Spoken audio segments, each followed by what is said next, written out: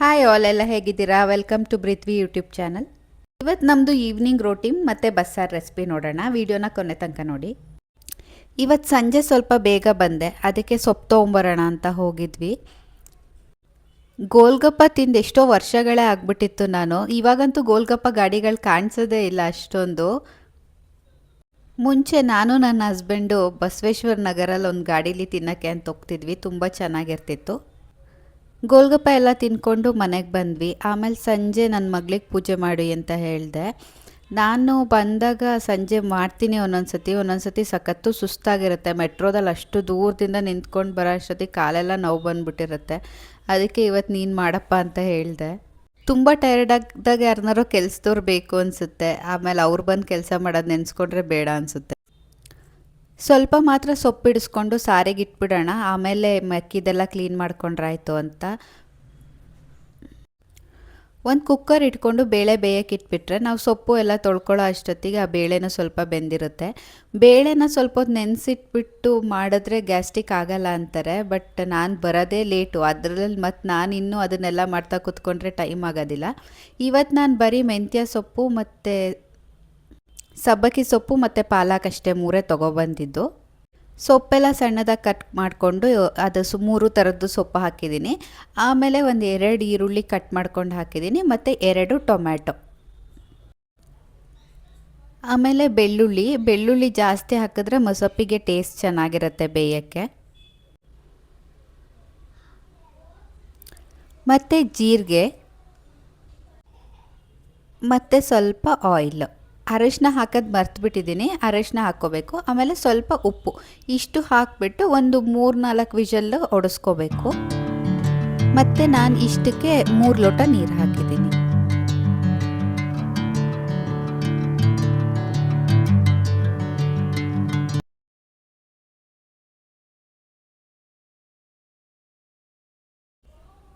ಮತ್ತು ಒಂದು 4-5 ಹಸಿಮೆಣ್ಸಿನ್ಕಾಯಿ ಹಾಕ್ಕೊಂಡು ಕುಕ್ಕರ್ನ ಕ್ಲೋಸ್ ಮಾಡಿಕೊಂಡು 3 ವಿಷಲ್ ಹೊಡ್ಸಿದ್ರೆ ಆಯಿತು.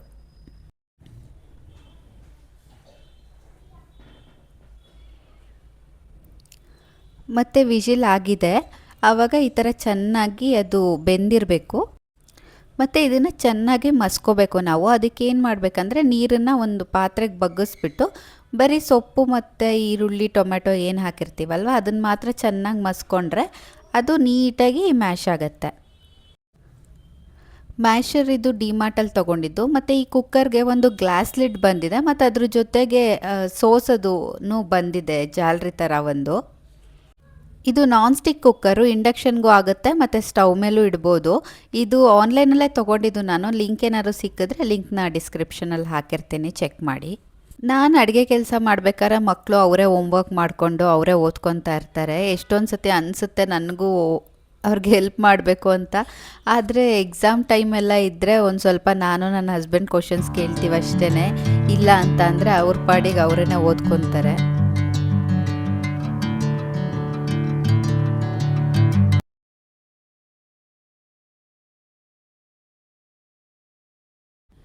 ಇವಾಗ ಚೆನ್ನಾಗಿ ಮ್ಯಾಶ್ ಆದಮೇಲೆ ಅದಕ್ಕೆ ಖಾರದ ಪುಡಿ ಮತ್ತು ಸಾಂಬಾರು ಪುಡಿ ಎರಡನ್ನೂ ಹಾಕ್ಕೋಬೇಕು. ಖಾರಕ್ಕೆ ತಕ್ಕಂಗೆ ಎಷ್ಟು ಬೇಕೋ ಅಷ್ಟು.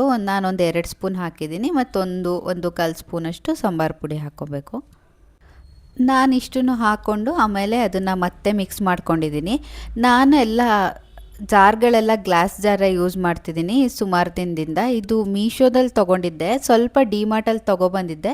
ಆದರೆ ನಮ್ಮನೆ ಹತ್ರ ಇರೋ ಡಿಮಾರ್ಟಲ್ಲಿ ಅದು ಇರಲಿಲ್ಲ. ನೆಕ್ಸ್ಟು ಅಷ್ಟು ಒಂದು 6 ತೊಗೊಂಡಿದ್ದೆ ಅಷ್ಟೇ. ಅದಾದಮೇಲೆ ಮತ್ತೆ ಸಿಕ್ಕಲಿಲ್ಲ. ಅದಕ್ಕೆ ಅದೇ ಸೈಜ್ದು ಇನ್ನೊಂದು 6ನ ನಾನು ಮೀಶೋದಲ್ಲಿ ಮತ್ತು ಅದೇ ಸೈಜಿಂದು 1/2 kgದು ನಾನು ಮೀಶೋದಲ್ಲಿ 2 ಅದು ಬುಕ್ ಮಾಡಿದ್ದೆ. ಚೆಕ್ ಮಾಡ್ತೀನಿ, ಲಿಂಕ್ ಏನಾದ್ರು ಇದ್ದರೆ ಡಿಸ್ಕ್ರಿಪ್ಷನ್ ಹಾಕ್ತೀನಿ. ಕ್ವಾಲಿಟಿ ಮಾತ್ರ ತುಂಬ ಚೆನ್ನಾಗಿದೆ, ಆರಾಮಾಗಿ ಯೂಸ್ ಮಾಡ್ಬೋದು. ಮುಂಚೆ ಅನ್ನಿಸ್ತಾ ಇತ್ತು ಮಕ್ಕಳು ಇದ್ದಾಗ ಗ್ಲಾಸ್ ಜಾರ್ ಹೆಂಗಪ್ಪ ಅಂತ, ಬಟ್ ಆರಾಮಾಗಿ ಯೂಸ್ ಮಾಡ್ಬೋದು, ಏನೂ ಪ್ರಾಬ್ಲಮ್ ಇಲ್ಲ. ಮತ್ತು ತೆಂಗಿನಕಾಯಿ ಈರುಳ್ಳಿ ಹಾಕ್ಕೊಂಡು ರುಬ್ಕೊಂಡಿದ್ದೀನಿ. ಸಾರೇನಾದ್ರು ತೆಳ್ಳಗಾಗುತ್ತೆ ಅಂತ ಏನಾದರೂ ಅನಿಸಿದರೆ ಈ ಸೊಪ್ಪನ್ನೇ ಸ್ವಲ್ಪ ಹಾಕ್ಕೊಂಡು ರುಬ್ಕೋಬೋದು. ಆಮೇಲೆ ಕಾಯೇ ಇಷ್ಟಪಡಲ್ಲ ಅಂತ ಅನ್ನೋರೇನಾದರೂ ಇದ್ದರೆ ಅದಕ್ಕೆ ಏನು ಮಾಡ್ಬೋದು ಅಂತಂದರೆ ಸೊಪ್ಪನ್ನೇ ಹಾಕಿ ರುಬ್ಬಿಟ್ಟು ಅದಕ್ಕೆ ಹಾಕಿದ್ರೆ ಆಯಿತು, ಕಾಯಿ ಹಾಕೋ ಅವಶ್ಯಕತೆ ಇಲ್ಲ. ಮತ್ತು ಮೊಟ್ಟೆ ಬೇಯಿಸಿದ್ದೆ. ನಾವು ಆಲ್ಮೋಸ್ಟ್ ಡೈಲಿ ಎಗ್ ತಿಂತೀವಿ ಮನೇಲಿ. ಅದೇ ಯಾರಾದ್ರು ನೋಡ್ತಾ ಇರಬೇಕಾದ್ರೆ ನೀಟಾಗಿ ಬರಲ್ಲ, ಮತ್ತು ಯಾರು ನೋಡ್ತಾ ಇಲ್ದಿದ್ದಾಗ ಕ್ಲೀನಾಗಿ ಬರುತ್ತೆ ಅಂತ ಇನ್ಸ್ಟಾಗ್ರಾಮಲ್ಲೆಲ್ಲ ರೀಲ್ಸ್ ಬರುತ್ತಲ್ಲ, ಆ ಥರ ಆಯಿತು. ನನ್ನ ಹಸ್ಬೆಂಡ್ ರೆಕಾರ್ಡ್ ಮಾಡ್ತಿದ್ರು, ರೆಕಾರ್ಡ್ ಮಾಡ್ತಾ ಇರಬೇಕಾದ್ರೇ ಅದು ಬಿಡಿಸ್ತಾ ಮುರಿದಾಕ್ಬಿಟ್ಟೆ. ಮತ್ತು ಇದೇ ಲಿಡ್ಡು, ಗ್ಲಾಸ್ ಲಿಡ್ ಬಂದಿರೋದು ತುಂಬ ಗಟ್ಟಿ ಇದೆ. ಆಮೇಲೆ ಒಂದು ಪ್ಯಾನ್ ಇಟ್ಕೊಂಡು ಅದಕ್ಕೆ ಆಯಿಲ್ ಹಾಕ್ಬಿಟ್ಟು ಅದಕ್ಕೆ ಸಾಸಿವೆ, ಒಣಮೆಣ್ಸಿನ್ಕಾಯಿ, ಆಮೇಲೆ ಈರುಳ್ಳಿ, ಕರ್ಬೇವಿನ ಸೊಪ್ಪು ಇಷ್ಟು ಹಾಕ್ಕೊಂಡು ಚೆನ್ನಾಗಿ ಫ್ರೈ ಮಾಡ್ಕೋಬೇಕು. ಅದನ್ನು ನಾವು ಸಾಂಬಾರಿಗೆ ಹಾಕಿ ಮಿಕ್ಸ್ ಮಾಡ್ಕೋಬೇಕು. ಪ್ಲಾಸ್ಟಿಕ್ ಯೂಸ್ ಮಾಡೋದು ಕಡಿಮೆ ಮಾಡಬೇಕು ಅಂತ ಅನಿಸುತ್ತೆ, ಯಾಕೆಂದರೆ ಎಷ್ಟು ಹೆಲ್ತ್ ಇಶ್ಯೂಸು ನೋಡ್ತಾ ಇದ್ದೀವಲ್ವ ನಾವು. ಆದರೆ ಏನು ಮಾಡೋಕ್ಕಾಗಲ್ಲ, ಮುಂಚೆ ಎಲ್ಲನೂ ಪ್ಲಾಸ್ಟಿಕ್ ಜಾರ್ಸೇ ಇಟ್ಕೊಂಡಿದ್ದೆ, ಆದರೆ ಇವಾಗ ಸ್ವಲ್ಪ ತೆಗೆದು ಅಪ್ಗ್ರೇಡ್ ಮಾಡಿ ಗ್ಲಾಸ್ ಜಾರ್ ಇಟ್ಕೊಂಡಿದ್ದೀನಿ. ಮತ್ತು ಫ್ರಿಜ್ಜಲ್ಲಿ ಇಡೋಕ್ಕೂ ಅಷ್ಟೇ, ಪ್ಲಾಸ್ಟಿಕ್ದು ಬಿಟ್ಬಿಟ್ಟು ಗ್ಲಾಸ್ದು ಅಥವಾ ಬೋರೋಸಿಲಿಕೇಟ್ದು ತೊಗೊಬರೋಣ ಅಂತ. ಬಟ್ ಮಕ್ಕಳಿರೋದ್ರಿಂದ ಫ್ರಿಜ್ಜಿಂದ ಎಲ್ಲ ತೆಗಿಬೇಕಾದ್ರೆ ಏನಾದ್ರು ಹೊಡೆದಾಕ್ತಾರೆ ಅಂತ ನೋಡಬೇಕು. ನೆಕ್ಸ್ಟ್ ಅಪ್ಗ್ರೇಡ್ ಆಗ್ತಾ ಅವ್ರು ಸ್ವಲ್ಪ ದೊಡ್ಡವರಾದಮೇಲೆ ಫುಲ್ಲು ಕಂಪ್ಲೀಟ್ ಗ್ಲಾಸ್ ತೊಗೊಂಬಂದು ಇಟ್ಕೊಂಡ್ರೆ ಹೆಲ್ತ್ಗೂ ಒಳ್ಳೆಯದು. ಆದರೆ ಮೇಂಟೆನೆನ್ಸ್ ಕಷ್ಟ ಆಗುತ್ತೆ, ಆದರೆ ಹೆಲ್ತ್ ವೈಸ್ ನೋಡಿದ್ರೆ ಅದು ತುಂಬ ಒಳ್ಳೆಯದಲ್ವ. ನಮ್ಮನೆ ಗಾರ್ಡನಲ್ಲೂ ಒಂದು ಕರ್ಬೇವಿನ ಸೊಪ್ಪು ಗಿಡ ಹಾಕ್ಕೊಂಡಿದ್ದೀನಿ ನಾನು, ಅದು ಊರಿಂದ ತೊಗೊಬಂದಿದ್ದೆ. ಅದೇನಂದರೆ ಎಲ್ಲೋ ಒಂದು ಮನೆ ಪಕ್ಕ ಬಿಟ್ಟಿತ್ತು, ಅದು ನೋಡಿದ್ರೆ ಯಾರೂ ಅದು ನೋಡೇ ಇರಲಿಲ್ಲ. ಆಮೇಲೆ ನಾನು ಸರಿ ತೊಗೊಬರೋಣ ಅಂತ ಅದು ಕೀಳುವಾಗ ಅದು ಬೇರೆ ಅಷ್ಟೊಂದು ಸರಿಯಾಗಿ ಬಂದಿರಲಿಲ್ಲ. ಆದಮೇಲೆ ಬರುತ್ತೋ ಇಲ್ವೋ ಅಂತ ಹೇಳಿಬಿಟ್ಟು ಹಾಕಿದ್ದೆ, ಬಟ್ ಅದು ಚೆನ್ನಾಗಿ ಬಂದಿದೆ ಇವಾಗ. ಆದರೆ ಅಷ್ಟೇ ಚಿಕ್ಕ ಪಾಟಲ್ಲಿ ನೋಡಬೇಕು ಎಷ್ಟು ದಿನ ಬರುತ್ತೆ ಅಂತ, ಅದಕ್ಕೆ ಬೇರು ಬಿಟ್ಕೊಳ್ಳೋಕೆ ಜಾಗ ಸಾಕಾಗುತ್ತೋ ಇಲ್ವೋ ಅಂತ. ಆ ವಿಡಿಯೋನ ನಾನು ಫುಲ್ಲು ಗಾರ್ಡನ್ ಟೂರ್ದು ಒಂದು ವಿಡಿಯೋದಲ್ಲಿ ಹಾಕಿದ್ದೀನಿ, ಚೆಕ್ ಮಾಡಿ. ನಾವು 8:30-9 ಗಂಟೆ ಅಷ್ಟರಲ್ಲಿ ಊಟ ಮಾಡಿಬಿಡ್ತೀವಿ. ಆದರೆ ಇವತ್ತು ಸ್ವಲ್ಪ ಲೇಟ್ ಆಯಿತು, ನಾನು ಬಂದು ಸೊಪ್ಪು ಬಿಡಿಸ್ಕೊಂಡೆಲ್ಲ ಮಾಡೋ ಅಷ್ಟೊತ್ತಿಗೆ. ಆದರೆ ಮಸೊಪ್ಪು ತಿನ್ನೋದು ಅಂತಂದರೆ ತುಂಬ ಖುಷಿ. ನಾನು ಸಾಮಾನ್ಯ ಬಸ್ಸಾರು ಮಾಡ್ತೀನಿ ಜಾಸ್ತಿ, ಆ ಬಸ್ಸಾರು ಮಾಡಿದ್ರಲ್ಲಿ ಸ್ವಲ್ಪ ಸೊಪ್ಪು ತೆಗ್ದಿಟ್ಬಿಟ್ಟು ಅದರಲ್ಲಿ ಮಸೊಪ್ಪು ಮಾಡ್ತೀನಿ. ಇದೇ ಫಸ್ಟ್ ಟೈಮ್ ನಾನು ಇಷ್ಟು ಒಂದು 3 ಕಂತೆ ಸೊಪ್ಪು ತಂದಿರೋದು ಅನಿಸುತ್ತೆ. ಎಲ್ಲ ರೇಟೆಲ್ಲ ಜಾಸ್ತಿ ಆಗಿಬಿಟ್ಟಿತ್ತು, ಮೋಸ್ಟ್ಲಿ ಮಳೆ ಬಂದು ಏನಾದರೂ ಹಾಳಾಗಿದೆಯೋ ಏನೋ ಅನಿಸುತ್ತೆ. ಸೊಪ್ಪು ತೊಗೋಬೇಕಾದ್ರೆ ಚೆನ್ನಾಗಿ ಸೊಪ್ಪು ತಿನ್ನಬೇಕು, ಡೈಲಿ ತಿನ್ನಬೇಕು, ಹೆಲ್ತ್ ವೈಸ್ ಚೆನ್ನಾಗಿರಬೇಕು ಅಂತೆಲ್ಲ ಅನಿಸುತ್ತೆ. ಆದರೆ ಅದನ್ನು ತಂದು ಬಿಡಿಸೋ ಅಷ್ಟರಲ್ಲಿ ಮಾತ್ರ ಸಾಕಾಗೋಗುತ್ತೆ. ತಂದಿರೋ 3 ಕಂತೆ ಸೊಪ್ಪು ಬಿಡಿಸೋ ಅಷ್ಟೊತ್ತಿಗೆ ಅರ್ಧ-ಮುಕ್ಕಾಲು ಗಂಟೆ ಆಗೋಯ್ತು. ಸೊಂಟ ಎಲ್ಲ ನೋವು ಬಂದುಬಿಡ್ತು. ನನಗಂತೂ ಸ್ಟಾರ್ಟಿಂಗ್ ಖುಷಿ ಆಗುತ್ತೆ, ಆಮೇಲೆ ಎಂಡಿಂಗಲ್ಲಿ ನಿದ್ದೆ ಬರೋ ಥರ ಫೀಲ್ ಆಗ್ತಿರುತ್ತೆ.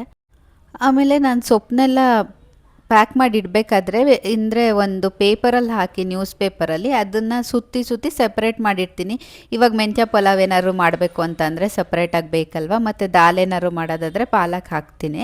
ಹಂಗಾಗಿ ಎಲ್ಲನೂ ಸಪ್ರೇಟಾಗಿ ಮಾಡಿಬಿಟ್ಟು ಒಂದು ಕವರಲ್ಲಿ ಕಟ್ಬಿಟ್ಟು ಫ್ರಿಜ್ಜಲ್ಲಿ ಇಟ್ಟರೆ ತುಂಬ ದಿನ ಬರುತ್ತೆ ಅದು.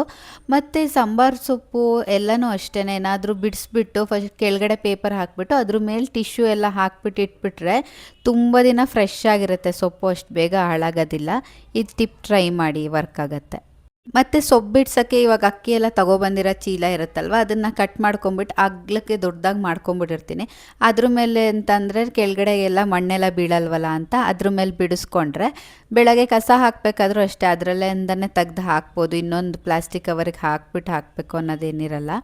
ಆಮೇಲೆ ಕರ್ಬೇವಿನ ಸೊಪ್ಪನ್ನ ಈ ಥರ ಬಿಡಿಸ್ಬಿಟ್ಟು ಚೆನ್ನಾಗಿ ತೊಳೆದ್ಬಿಟ್ಟು ಅದನ್ನು ಆರಾಕ್ಬಿಡ್ತೀನಿ, ಏನಾದ್ರು ರಾತ್ರಿ ಏನಾದರೂ ನಾನು ಬಿಡಿಸಿದ್ರೆ.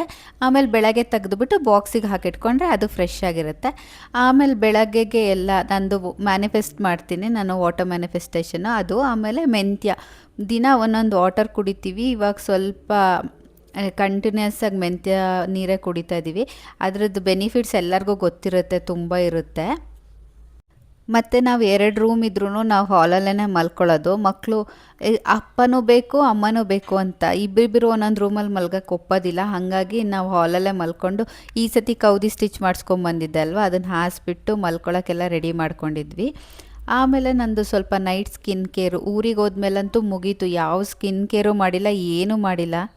ಬೆಂಗಳೂರಲ್ಲಿದ್ದರೆ ಒಂದು ರೆಗ್ಯುಲರಾಗಿ ಅಂತ ಮಾಡ್ತೀನಿ, ಆದರೆ ನನ್ನ ಸ್ಕಿನ್ ಕೇರ್ ಅಮಾವಾಸ್ಯೆಗೆ ಒಂದ್ಸತಿ, ಹುಣ್ಮೆಗೆ ಒಂದ್ಸತಿ ಕಂಟಿನ್ಯೂಸ್ ಆಗಿ ಸ್ಟಾರ್ಟ್ ಮಾಡಿದ್ರೆ ಮಾಡ್ತೀನಿ. ಇಲ್ಲ ಅಂತಂದರೆ ನೆಕ್ಸ್ಟ್ ಟೈಮ್ ಮತ್ತೆ ಇಲ್ಲವೇ ಇಲ್ಲ. ಅಯ್ಯೋ ಸುಸ್ತಾಯಿತು, ನಾಳೆ ಮಾಡೋಣ ಅಂತ ಏನೂ ಮಾಡೋದೇ ಇಲ್ಲ. ರೋಸ್ ವಾಟರ್ ಮತ್ತು ಗ್ಲಿಸರಿನ್ ಹಾಕಿಬಿಟ್ಟು ಟೋನರ್ ಮಾಡಿಟ್ಕೊಂಡಿದ್ದೀನಿ, ಅದು ಹಾಕೋತೀನಿ ಫಸ್ಟು. ಆಮೇಲೆ ಪಾಂಡ್ಸ್ದು ಮಾಯಿಶ್ಚರೈಸರು ಮತ್ತು ರೆಟಿನಾಲ್ ಕ್ರೀಮ್ ಹಾಕ್ತೀನಿ. ಅಂದರೆ ಟ್ರೆಟಿನಾಲ್ ಎರಡು ಬರುತ್ತೆ ಅಲ್ವಾ, ಅದು ರೆಟಿನಾಲ್ ಸ್ವಲ್ಪ ಕಾಸ್ಟ್ಲಿ ಇರುತ್ತೆ. ಇದು ಟ್ರೆಟಿನಾಲ್ ಆದರೆ ಇದು ಸ್ವಲ್ಪ ಕಡಿಮೆ ಇರುತ್ತೆ. ಎಫೆಕ್ಟ್ಸ್ ನನ್ನ ಫೇಸ್ ಅಂದರೆ ಅಷ್ಟು ಪಿಂಪಲ್ಸು ಆ ಥರ ಏನಿಲ್ಲ, ಹಂಗಾಗಿ ನನಗೆ ಏನು ತುಂಬ ಡಿಫ್ರೆನ್ಸ್ ಅಂತ ಏನೂ ಅನಿಸಲ್ಲ ನಾನು ಏನಾದ್ರು ಪ್ರಾಡಕ್ಟ್ ಯೂಸ್ ಮಾಡಿದ್ರು. ಅದಾದಮೇಲೆ ಮತ್ತೆ ಟ್ರೆಟಿನಾಲ್ ಹಾಕಿದ್ಮೇಲೆ ನಾವು ಮತ್ತೆ ಮಾಯ್ಶ್ಚರೈಸರ್ ಹಾಕಬೇಕು. ಇದು ಪ್ರೋಸೆಸ್ಸು. ಮಾಯ್ಶ್ಚರೈಸರು, ರೆಟಿನಾಲ್ ಮತ್ತು ಮಾಯ್ಶ್ಚರೈಸರು ಇದು ಸ್ಯಾಂಡ್ವಿಚ್ ಮೆಥಡ್ ಅಂತ ಹೇಳ್ತಾರೆ. ಅಂದರೆ ಟ್ರೆಟಿನಾಲ್ ಒಂದು ಪಿಂಚ್ ಅಷ್ಟೇ ಹಾಕ್ಕೋಬೇಕು, ತುಂಬ ಒಳ್ಳೆಯದಲ್ಲ ಅದು ಸ್ಕಿನ್ನಿಗೆ. ನಾರ್ಮಲ್ ಮಾಯ್ಶ್ಚರೈಸರ್ ಹಾಕ್ದಂಗೆ ಅದನ್ನು ಹಾಕೋಬಾರ್ದು. ಮತ್ತು ಏನಾದರೂ ಸ್ಕಿನ್ ಇಶ್ಯೂಸ್ ಏನೇ ಇರೋರು ಡಾಕ್ಟರ್ ಕನ್ಸಲ್ಟ್ ಮಾಡಿ ಯೂಸ್ ಮಾಡಬೇಕು. ಮತ್ತು ಇದೆಲ್ಲ ಮುಗಿಸಿ ನಾವು ಮಲ್ಕೊಂಡ್ವಿ. ಇದಾಗಿತ್ತು ಇವತ್ತಿನ ವಿಡಿಯೋ. ಮತ್ತೆ ಮುಂದಿನ ವಿಡಿಯೋದಲ್ಲಿ ಸಿಗೋಣ. Until then take care, bye by.